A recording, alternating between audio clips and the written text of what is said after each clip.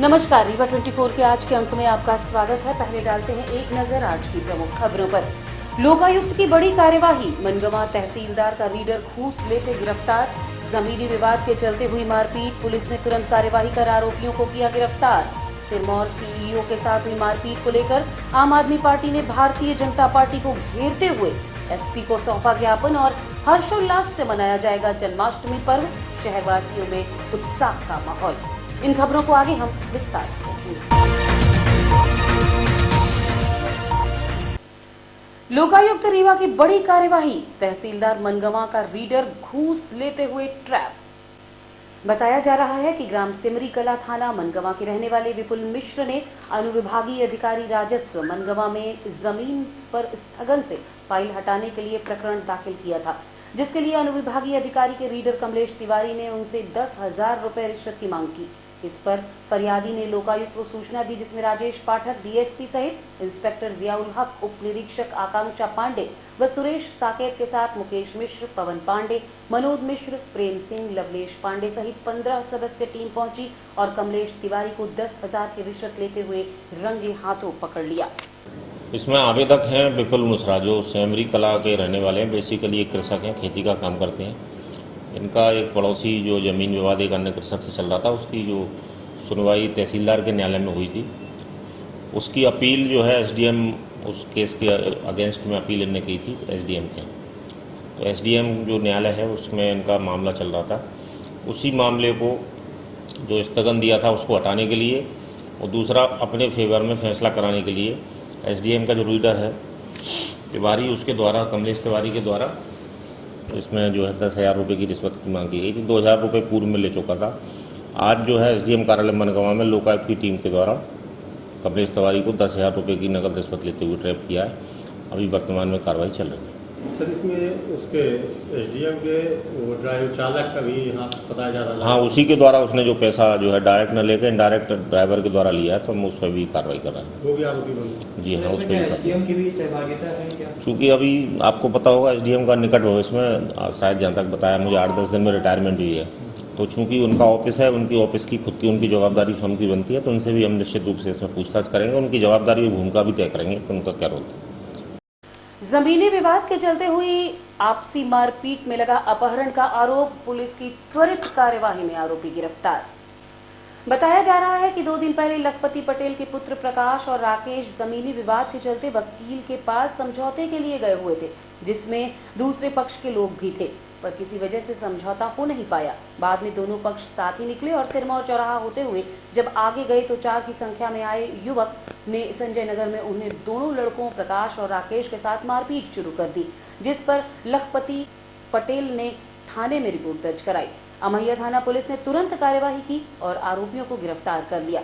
इस बारे में हमने थाना प्रभारी शिवा अग्रवाल से बात की। ये साथ के ही लोग हैं और इनका आपस में काफ़ी समय से ज़मीनी डिस्प्यूट चल रहा था, जिसको लेकर ये वकील के यहाँ बैठे थे आपसी समझौते के लिए। जब समझौता नहीं हो पाया तो साथ में ही निकले हैं ये लोग और यहाँ से सिरमौर चौराहे के पास से निकल के संजय नगर जाके 4 लड़कों ने इन 2 लड़कों के साथ मारपीट कर दी है, जिस पर थाना मैया में अपराध दर्ज किया जा रहा है। मारपीट 2 लड़कों के साथ की गई है और उनके पिता ने आके अभी रिपोर्ट लिखाई है, उस पर से कायमी की जा रही है और विस्तृत जानकारी आपको नोट करा दी जाएगी। सिरमौर सीईओ एसके मिश्रा के ऊपर हमले को लेकर भाजपा के खिलाफ आम आदमी पार्टी ने खोला मोर्चा। आम आदमी पार्टी के पदाधिकारी आज एसपी कार्यालय पहुंचे और सिरमौर सीईओ एसके मिश्र के ऊपर हुए हमले को लेकर भाजपा को घेरते हुए कहा कि भारतीय जनता पार्टी खुलेआम गुंडागर्दी कर रही है। उन्होंने कहा कि इसके पहले भी केपी त्रिपाठी के समर्थकों ने आम आदमी पार्टी के प्रमोद शर्मा के साथ मारपीट की थी, तब भी रिपोर्ट लिखाई गई थी, लेकिन प्रशासन ने कोई कार्यवाही नहीं की। वहीं हाल ही में हुए भारतीय जनता पार्टी के ही कार्यकर्ता सतेंद्र सिंह उर्फ गुड्डा द्वारा जातिगत टिप्पणी के बाद केपी त्रिपाठी ने उनका सहयोग किया था। आम आदमी पार्टी के कार्यकर्ताओं ने बताया कि जब सीईओ साहब पर हमला हुआ उसके बाद आम आदमी पार्टी के प्रमोद शर्मा ने ही उन्हें हॉस्पिटल पहुंचाने में मदद की, जबकि वहां के डॉक्टरों ने तो वहीं से छुट्टी कर देने का प्रयास किया। इसके अलावा सिमरिया पुलिस ने कोई मुकदमा कायम नहीं किया। विधायक महोदय अभी तक स्वच्छंद घूम रहे हैं और क्या कहा आम आदमी पार्टी ने, आप खुद सुनिए। किस संदर्भ में ज्ञापन सौंपा गया? ये जनपद पंचायत सिरमौर के जो सीओ के ऊपर जो है जिस प्रकार से विधायक केपी त्रिपाठी ने षड्यंत्रपूर्ण तरीके से अपने गुर्गों को भेज कर 28 लोगों के द्वारा जिस प्रकार मारपीट करवाई, और जिस प्रकार से राजेंद्र शुक्ला ने जो है एक दुर्दांत अपराधी को जो है विधायक बनाकर हमारे क्षेत्र को जो सौंपा, उसका दुर्भावनापूर्ण तरीके से जिस प्रकार से शासन प्रशासन इस पर ध्यान नहीं दे रहा है कि अपराधी जो मारपीट किए वो सारे लोग उसके मित्र थे, कोई मंडल था, कोई कमंडल था, कोई उनके साथी थे, सारे लोग थे। अब केपी त्रिपाठी बता रहे हैं सीओ साहब, क्योंकि मैं खुद लेने सिरमौर गया था उनको, लाके रात को 11:30 बजे मैंने यहाँ पर उनको एडमिशन कराया है। उन्होंने सारी बात मुझसे बताई है, पहली बाइट मैंने ही उनकी ली थी। तो उन्होंने ये बताया कि केपी त्रिपाठी स्वयं उस गाड़ी पर बैठे हुए थे। तो उसी बात को लेकर आज हम लोग ये कहने आए हैं कि उनके ऊपर कार्रवाई तो हो गई, लेकिन विधायक सिमरिया के ऊपर इस षड्यंत्र को रचने के लिए, इसको जो है जो षड्यंत्रकारी साजिश है, जिस प्रकार हमारे जो है शहर अध्यक्ष जो है इसके बारे में आपको बताएंगे कि इसमें कौन सी धारा लगेगी। सबसे पहले मैं आपको बता दूं, केपी त्रिपाठी जी जो भाजपा के विधायक हैं सिमरिया से, उन्होंने अभी हाल में ही आपके पिछले 2 महीने पहले आपके रीवा उर्राहट मोहल्ले स्थित शराब की दुकान पर, जहां उनका विधानसभा क्षेत्र नहीं है, वहां पर उन्होंने जबरिया घुस करके उकसा करके लोगों से मारपीट करवाई। उस पर विधायक के खिलाफ कोई कार्रवाई भाजपा द्वारा नहीं की गई, ना ही कोई अपराध दर्ज किया गया, जबकि पीड़ित घायल था, कोई कार्रवाई नहीं की गई। प्रमोद शर्मा जी के ऊपर 2 साल पहले सिमरिया में जानलेवा हमला हुआ, जिसमें उन्होंने लिखित शिकायत थाना को दिया था, एसपी साहब को दिया था। इनका इलाज दिल्ली तक में चला था। उस पर सिरमौर के विधायक के खिलाफ कोई कार्रवाई पार्टी द्वारा नहीं की गई, पुलिस द्वारा नहीं की गई। तो लगातार भारतीय जनता पार्टी के जो लोग हैं, अभी हाल ही में सत्येंद्र उर्फ गुड्डा का ऑडियो वायरल हुआ, जिसमें प्रमोद जी द्वारा संज्ञान लिया गया, वो भी केपी त्रिपाठी के मित्र बताए जा रहे हैं। तो केपी त्रिपाठी का जो ऑडियो अभी जो सीईओ के संबंध में वायरल हुआ था, उसमें स्पष्ट रूप से ये पार्टी मान रही है, लोग मान रहे हैं, और खुद केपी त्रिपाठी जी मान रहे हैं, विष्णुदत्त शर्मा जी मान रहे हैं कि ऑडियो जो सीईओ और केपी त्रिपाठी जी के बीच का बातचीत का जो वीडियो ऑडियो है, वो इन दोनों के बीच का ही है। अलग कोई वीडियो में टेम्परिंग नहीं की गई है, ऑडियो में टेम्परिंग नहीं की गई है। तो ऑडियो है क्या? ऑडियो में केपी त्रिपाठी जी धमका रहे हैं, और धमका किस ले रहे हैं? उन्हीं लोगों के पक्ष में जो लोग इस केस के मुलजिम बनाए गए हैं। विवेक के पक्ष में धमका रहे हैं सीईओ को, आपका बनकुइया मंडल के पक्ष में धमका रहे हैं सीईओ को, जो इस केस में मुलजिम बनाए गए हैं। सीईओ साहब ने स्पष्ट रूप से 3 लोगों का नाम बताया है कि ये लोगों को मैं जानता पहचानता हूं, और 15-20 लोग और थे जिनको मैं चेहरे से जानता हूं लेकिन नाम से नहीं पहचानता। उन लोगों ने मारपीट की। और मारपीट कब हुई? मारपीट जब सीईओ साहब के और उनके विधायक जी के बातचीत हुई, और विधायक जी ने सीधे तौर पर बातचीत में ये कहा है, ऑडियो में पत्रकार महोदय भी सुने होंगे, आम जनता भी सुनी होगी, कि उन्होंने स्पष्ट रूप से कहा कि मैं तुम्हारा ट्रांसफ़र नहीं कराऊंगा, तुम खुद अपना ट्रांसफ़र कराने के लिए मजबूर हो जाओगे, मैं तुम्हारे साथ ऐसा बर्ताव करूंगा। तो जहां पर धमकी खुले तौर पर दी जा रही है कि तुम मजबूर हो जाओगे, तुमको मैं सीधे तौर पर टारगेट करूंगा, और टारगेट करने की धमकी देने के पश्चात उन्हीं के आदमी जिनके खिलाफ सीईओ साहब ने रिपोर्ट की है, पूर्वक पफाल के पास जाकर जानलेवा हमला करते हैं, उनके ऊपर खतरनाक रूप से मारपीट करते हैं, और उनकी रिपोर्ट सिमरिया थाने में लिखी नहीं जा रही है। भाजपा का प्रशासन जो है, एक प्रशासनिक अधिकारी के खिलाफ मारपीट होती है, और भाजपा का प्रशासन होने के बावजूद यहाँ पर भाजपा के विधायक के खिलाफ कोई कार्रवाई नहीं होती। सीओ साहब अपने मरणासन कथन में जो प्रमोद शर्मा जी ने रिकॉर्ड किया हुआ है, उसमें उन्होंने स्पष्ट तौर पर कहा है कि ये मेरे खिलाफ जो हमला हुआ है वो सिमरिया के विधायक केपी त्रिपाठी जी द्वारा कराया गया है। तो 120B 109 आईपीसी के अंतर्गत कॉन्स्पिरेसी का अपराध और अबेटमेंट का अपराध बनता है। किसके खिलाफ बनता है? सिमरिया विधायक के खिलाफ बनता है, क्योंकि घटना के ठीक पहले आपने धमकी दी हुई है, और धमकी के पश्चात हमला हो रहा है, और जिसके साथ हमला हुआ है वो स्पष्ट तौर पर आपके ऊपर आक्षेप लगा रहा है। तो आम जन के खिलाफ जब कोई अपराध दर्ज होता है तो पुलिस सीधे तौर पर मुकदमा दर्ज कर लेती है, गिरफ्तार कर लेती है। और यहाँ आपके भाजपा के विधायक के खिलाफ जब शिकायत की जा रही है, एक ऑफिसर शिकायत कर रहा है, तो उसको आप शिकायत में दरकिनार करते हुए विधायक के खिलाफ कोई कार्रवाई नहीं करते, कोई मुकदमा नहीं दर्ज करते। आप उनके गुर्गों को गिरफ्तार करते हैं, लेकिन आप मेन विधायक जिसके खिलाफ आक्षेप है उसका खिलाफ कोई कार्रवाई करने से चूक रहे हैं। एसपी साहब के खिलाफ भी शिकायत, एसपी साहब से भी शिकायत की गई है, आपके कलेक्टर साहब से भी शिकायत की गई है, और फोन से भी कई बार बात की गई है। प्रमोद शर्मा जी खुद सिरमौर गए थे, उनको सिरमौर से शिफ्ट करने में उनका महत्वपूर्ण भूमिका रही है कि वो रीवा ले आए, क्योंकि गंभीर चोट थी। उनको सिरमौर में साधारण इलाज करा के छुट्टी दिलाने के मूड में थे ये प्रशासनिक अधिकारी भाजपा के दबाव में। कि केपी त्रिपाठी के खिलाफ कोई खतरनाक मुकदमा ना बनने पाए, केपी त्रिपाठी के गुर्गों के खिलाफ कोई खतरनाक मुकदमा ना बनने पाए, तो साधारण इलाज करके उनको छुट्टी दिलाने के मूड में थे। सिमरिया थाना का क्षेत्र आता है, सिमरिया थाने में मुकदमा दर्ज होना चाहिए, स्वयं संज्ञान लेना चाहिए सिमरिया थाना प्रभारी को। सिरमौर में मुकदमा दर्ज होता है और उसके बाद आज तक 3 दिन हो रहे हैं उनके खिलाफ, सिमरिया विधायक के खिलाफ कोई कॉन्स्पिरेसी का मुकदमा, अबेटमेंट का मुकदमा दर्ज नहीं होता। तो क्या चाहते इस बार 19 अगस्त शुक्रवार को जन्माष्टमी पर्व मनाया जाएगा। ज्योतिषाचार्य डॉक्टर संदीप शुक्ल ने बताया कि इस बार वही ग्रह नक्षत्र का योग है जो भगवान कृष्ण के जन्म के समय था। देखिए जन्माष्टमी पर रीवा 24 की विशेष प्रस्तुति डॉक्टर संदीप शुक्ल के साथ। इस बार 19 अगस्त शुक्रवार के दिन जन्माष्टमी का पर्व मनाया जाएगा, जिसको लेकर शहरवासियों में काफी उत्साह है। लोग अपने अपने बच्चों को कृष्ण की तरह सजा रहे हैं। वहीं बाजारों में काफी भीड़ नजर आ रही है। भगवान कृष्ण की मूर्तियां और पूजन सामग्री के चलते बाजार पटा पड़ा है। हर कोई भगवान कृष्ण के जन्म को बड़े धूमधाम से मनाना चाहता है। आपको बता दें कि जन्माष्टमी पर्व पर पूरी रात कार्यक्रमों का आयोजन होता है, जिसमें खूबसूरत झांकियां सजाई जाती हैं और लोग भजनों से भगवान कृष्ण की आराधना करते हैं।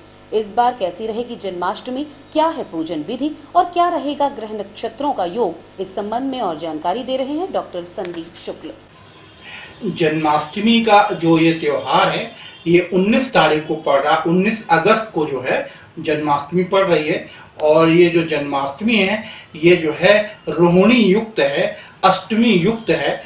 अष्टमी तिथि को जो है भगवान कृष्ण ने जन्म लिया था। जिस दिन वो पैदा हुए थे उस दिन रोहिणी नक्षत्र और वृष राशि थी। तो इस बार भी जो है वही नक्षत्र और वही चंद्रमा पड़ रहा है। वृष राशि पर जो है चंद्रमा है और रोहिणी नक्षत्र जो है पड़ रहा है। तो ये जो है ज्योतिष गणना के अनुसार जो ये नक्षत्र और ये चंद्रमा का पोजीशन है ये बताती है कि जन्माष्टमी का पर्व जो है ये 19 तारीख को जो है बहुत हर्ष उल्लास के साथ मनाना चाहिए। इसमें जो है निश्चित रूप से भगवान कृष्ण की जो है आशीर्वाद की प्राप्ति होती है।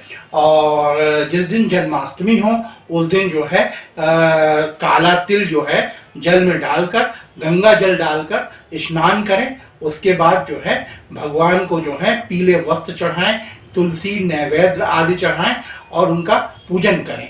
और जो महानिशा काल है जिसमें जन्माष्टमी का में जो है भगवान कृष्ण का जन्म होगा, वो जो जन्म का समय है वो 11:42 से लेकर 12:24 तक का है। ये 11:42 से 12:24 तक का समय ये कृष्ण जन्म का समय है। इसमें कृष्ण जन्म को मनाएं, कृष्ण जन्म जो है करें और निश्चित रूप से जो है अक्षुण फल की जो है प्राप्ति करें। कई जगह जो है 18 और 19 को भी मान्यता है कि जो है 18 को भी लोग जो है जन्माष्टमी मना रहे हैं, लेकिन ये शास्त्रोचित नहीं है। और जो है हमने पहले जो बताया कि रोहिणी युक्त जो है जन्माष्टमी जो है वो 19 तारीख को है। रोहिणी नक्षत्र और वृष राशि पर चंद्रमा और अष्टमी का दिन, ये तीनों चीजें ऐसी बन रही हैं। ये तीनों चीजें जो है भगवान कृष्ण जब पैदा हुए थे तब अष्टमी तिथि थी, रोहिणी नक्षत्र था, वृष राशि पर चंद्रमा था। ये जो सिम्टम्स जो है 19 तारीख को बन रहे हैं, यही जो है सभी जगह मनाया जा रहा है। जैसे वृंदावन है, मथुरा है, सभी जगह जो है 19 तारीख को जो है जन्माष्टमी का पर्व मनाया जा रहा है। बाजार वसूली और यातायात के बढ़ते दबाव को लेकर महापौर रीवा ने जताई नाराजगी। बाजार में वाहनों की पार्किंग और आड़तियों की बैठकी की वसूली को लेकर लगातार शिकायतें मिल रही थी, जिस पर महापौर अजय मिश्र बाबा ने नाराजगी व्यक्त की है। उन्होंने नगर निगम के कर्मचारियों को साफ दिशा निर्देश दिए हैं कि सबसे पहले तो वो अपने यूनिफॉर्म में नजर आएं। इसके अलावा अगर निर्धारित शुल्क से ज्यादा वसूली की गई तो उन पर कार्यवाही की जाएगी। उन्होंने कहा कि वो शनिवार और रविवार को खुद जाकर मौके का मुआवजा करेंगे। इसके अलावा नगर निगम के करदाताओं के लिए भी उन्होंने कहा कि समय पर अपनी अचल संपत्तियों से कर अदा कर दें। और क्या कहा महापौर अजय मिश्र बाबा ने, आप भी सुनिए। कल उनको एक अल्टीमेटम दे दिया गया है कि टेम्पो टैक्सी बाजार बैठ की वसूली वाले यूनिफॉर्म में वसूली करें। शहर में वो सब जगह जितना रेट सूची है वो लगाएं।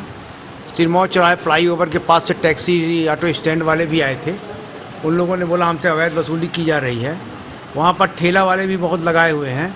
हमने उनसे ये बोला है कि मैं मौका निरीक्षण भी करूँगा वो एक वहाँ पर टैक्सी टेम्पो वाले हैं एक कलेक्ट्रेट के सामने, तो उनके पास जाकर, क्योंकि वो टैक्सी टेम्पो वाले भी परेशान हैं और उधर बाजार बैठकी वाले भी बोल रहे हैं कि हमारा बड़ा महंगा ठेका है, हमको जो पार्किंग वाले हैं वो पैसा नहीं दे रहे हैं। दोनों की समस्याओं का निराकरण मौके पे जाकर शनिवार या रविवार को दोपहर को मैं जाकर खुद स्वयं करूंगा और कोशिश ये करेंगे कि समन्वय के साथ रीवा की यातायात व्यवस्था ठीक बने, अवैध वसूली ना हो, किसी को तकलीफ ना हो, ना आम जनता को तकलीफ हो और ना टैक्सी टेम्पो वाले जो चलाते हैं बेरोजगार हैं रोजगार के लिए उनको। 2 दिन से अमैया में वार्ड नंबर 22-23 में पानी की समस्या जा रही है। गंदा पानी की वहाँ बड़ी शिकायत थी। वो एक पाइपलाइन चेंज की जा रही सिरमौर चौराहे से अस्पताल चौराहे तक, तो इंटर कनेक्शन जो वार्ड के होते हैं वो नहीं हुए हैं। आज रात को इंटर कनेक्शन हो जाएंगे। कल सवेरे से उनको सारे लोगों को साफ शुद्ध स्वच्छ जल मिलने लगेगा और प्रेशर के साथ कोशिश है कि मिलने लगे, क्योंकि एक लाइन जुड़वा दिया सिरमौर चौराहे से और एक जुड़वा दिया धोबिया टंकी तरफ से, तो उनको अच्छा पानी मिलने लगेगा। और रुकेंगे एक छोटे से विराम के लिए। आप बने रहिए रीवा 24 न्यूज के साथ। हड्डी जोड़ एवं रीढ़ रोग तथा स्त्री रोग एवं प्रसूति रोग का इलाज एक ही छत के नीचे। विघ्नहर्ता hospital and trauma centre, hotel landmark के पास, रतहरा, रीवा। डॉक्टर संतोष सोनी, पूर्व चिकित्सक, बॉम्बे हॉस्पिटल, मुंबई। हड्डी जोड़ एवं रीढ़ रोग विशेषज्ञ, छोटे चीरे एवं दूरबीन विधि द्वारा हाथ तथा पैर की हड्डियों का ऑपरेशन। गठियाबात, जटिल एवं बिगड़े हुए फ्रैक्चर का बेहतर इलाज करते हैं डॉक्टर संतोष सोनी। विघ्नहर्ता हॉस्पिटल ट्रॉमा सेंटर में ही स्त्री एवं प्रसूत रोग विशेषज्ञ डॉक्टर शैलजा सोनी भी उपलब्ध हैं, जिनकी देखरेख में नॉर्मल डिलीवरी, सिजेरियन ऑपरेशन एवं बच्चेदानी से संबंधित ऑपरेशन की बेहतर सुविधा। संतानहीन दंपत्ति तत्काल संपर्क करें।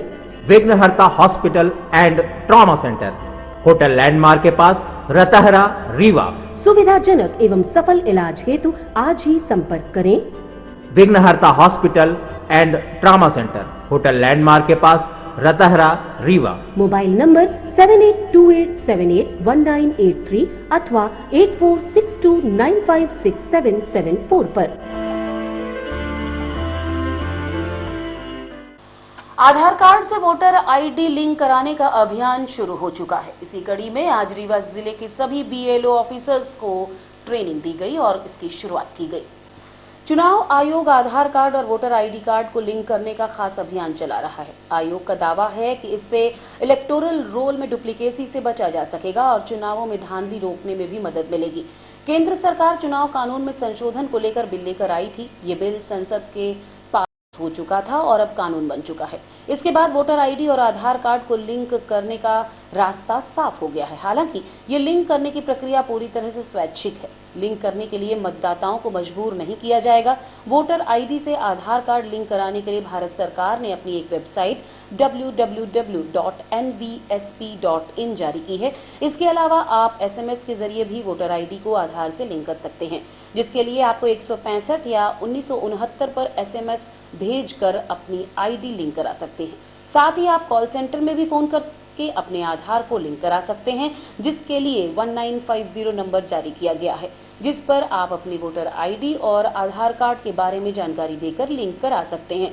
सरकार द्वारा जारी गरुण ऐप से भी आप आधार से वोटर आईडी लिंक करा सकते हैं। जिला प्रशासन रीवा ने इस काम में गतिशीलता लाते हुए आज स्थानीय जिला शिक्षा प्रशिक्षण संस्थान में सभी जनपदों के बीएलओ को तकनीकी प्रशिक्षण देना शुरू किया है। इस दौरान उन्हें वोटर आईडी से नई तकनीकी प्रशिक्षण दिए जाएंगे।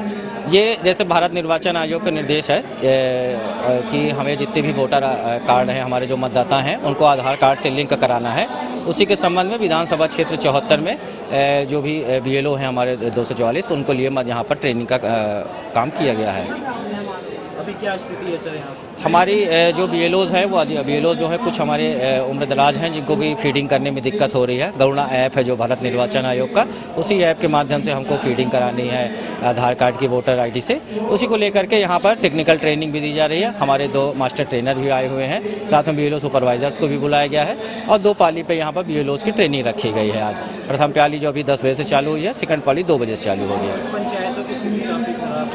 हाँ, कुछ वार्ड और पंचायती स्तर पर हमारी स्थिति थोड़ा सी कमज़ोर है। वहाँ के BLO को हम वहाँ पर प्रशिक्षण दे रहे हैं। साथ में जनप्रतिनिधियों से भी हम निवेदन कर रहे हैं, आह्वान कर रहे हैं कि वो भी आकर के हमारा सहयोग करें और जो भी उनके क्षेत्र के मतदाता हैं उनका आधार कार्ड से लिंक करा दें। इसकी क्या जरूरत है सर, आवश्यकता जो है भारत निर्वाचन आयोग के निर्देश हैं कि जो भी बेसिकली जो डुप्लीकेसी है, कई कुछ मतदाता ऐसे हैं जिनके नाम एक से अधिक जगह पर जुड़े हुए हैं और साथ में कुछ मतदाता ऐसे हैं जिनकी मृत्यु हो चुकी है या उस स्थान से शिफ्ट हो गए हैं, जो कि अन्य जगह पर भी नाम जुड़ गया है। इस कारण से इसको आधार कार्ड से लिंक करा रहा है, जिससे कि और से अधिक मतदाता सूची में पारदर्शिता को लाया जा सके। आज की खबरों में बस इतना ही। नई खबरों के साथ कल होंगे पुनः उपस्थित। अब दीजिए इजाजत। नमस्कार।